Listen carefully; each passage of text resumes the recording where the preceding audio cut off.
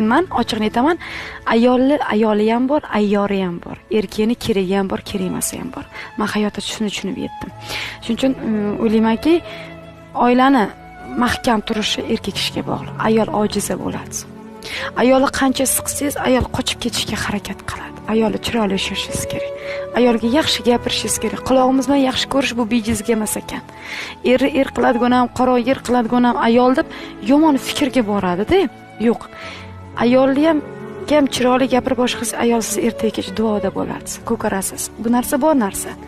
Ayolga baribir dilini ozor qilib chiqib ketsangiz, ayol bir dil oridimi agar haq bo'lsa, ayol halol bo'lsa, oilam, bolam, chaqam deb yashab kelayotgan ayolni dilini ordingizmi, erkak hech qachon ko'karmaysiz.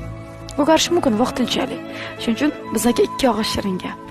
Onajonisi, siz yaxshisiz. Sizdan boshqa hech kim kerak emas, siz olam guliston, to'g'risi. O'zingiz bilan o'zingiz qo'yganda ko'proq nima